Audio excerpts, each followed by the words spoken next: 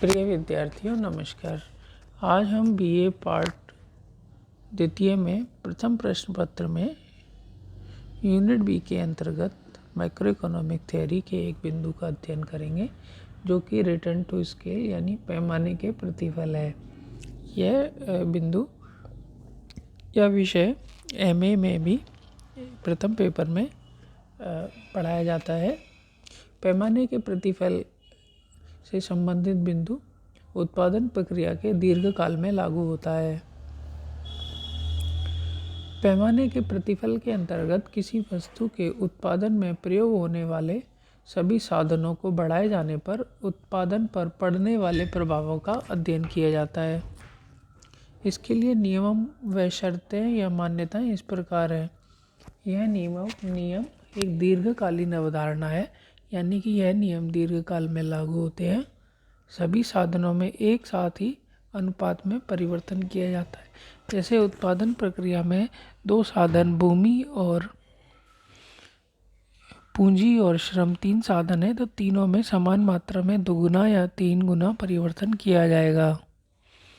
नियम की व्याख्या। पैमाने के प्रतिफल नियम को समुत्पाद वक्र की सहायता से समझा जा सकता है।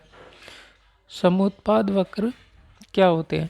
समुत्पाद वक्र दो उत्पादन साधनों के विभिन्न संयोगों को दर्शाते हैं जिनसे समान मात्रा में उत्पादन होता है।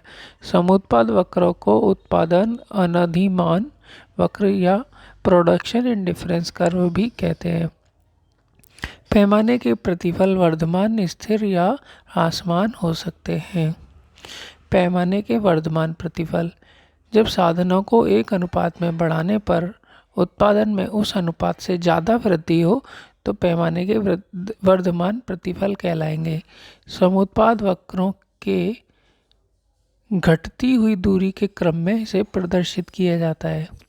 जैसे कि आपने सभी उत्पादन के साधनों में 5 गुना परिवर्तन किया परंतु उत्पादन 10 गुना हो गया, तो यह वर्धमान प्रतिफल कहलाएगा।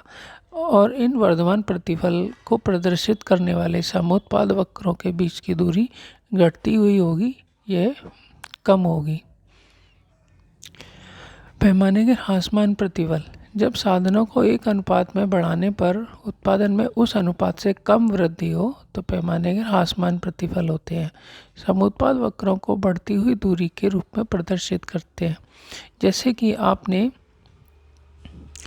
उत्पादन के साधनों को 10 गुना बढ़ाया लेकिन उत्पादन में केवल 5 गुना या 8 गुना ही वृद्धि हुई, तो ये पैमाने के ह्रासमान प्रतिफल कहलाएंगे। इसमें जो समुत्पाद वक्र होते हैं उनके बीच में बढ़ती हुई दूरी होती है। अब होता है पैमाने के स्थिर प्रतिफल। जब साधनों को एक अनुपात में यानी समान अनुपात में बढ़ाते हैं तो उत्पादन के सभी उसी अनुपात में वृद्धि हो जाती है, तो पैमाने के स्थिर प्रतिफल प्राप्त होते हैं। समुत्पाद वक्रों के समान दूरी के क्रम में इसे प्रदर्शित कर सकते हैं। जैसे आपने उत्पादन के साधनों को 10 गुना बढ़ाया तो उत्पादन में भी 10 गुना वृद्धि हुई। यह समुत्पाद वक्रों को समान रूप से प्रदर्शित करते हैं।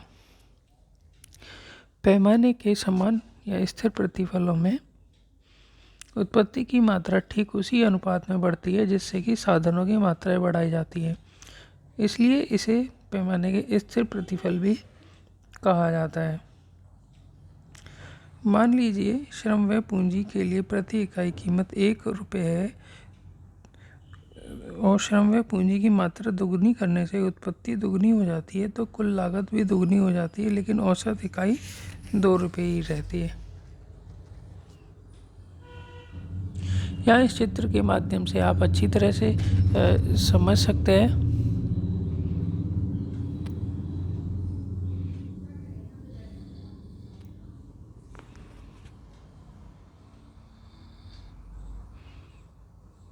कि बी और सी और ए और बी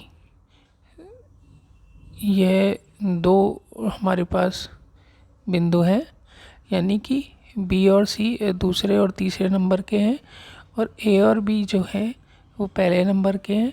तो ए और बी का जो अंतर है वह कम है, ए और बी का अंतर है वह ज़्यादा है और बी और सी का अंतर फिर कम हो गया। तो यह जो इतना जो है ये वृद्धिमान प्रतिफल कहलाएगा, बढ़ते हुए प्रतिफल कहलाएगा। अब हम आगे बढ़ते हैं और देखते हैं पैमाने के स्थिर प्रतिफल, यानी कि सी और डी के बीच का एरिया और डी और ई के बीच का एरिया बराबर है।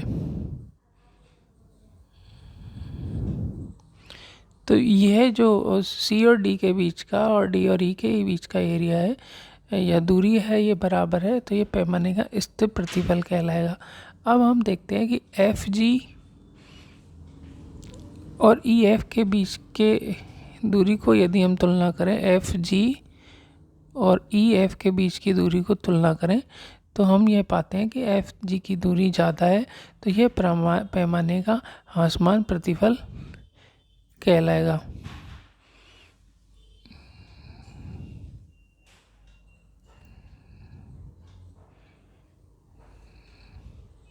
इस प्रकार हमने पाया कि पैमाने के प्रतिफलों की व्याख्या किस प्रकार की जा सकती है, यह दीर्घकाल में लागू होती है, और यह एक सामान्य जानकारी देने का मैंने आपको प्रयास किया है।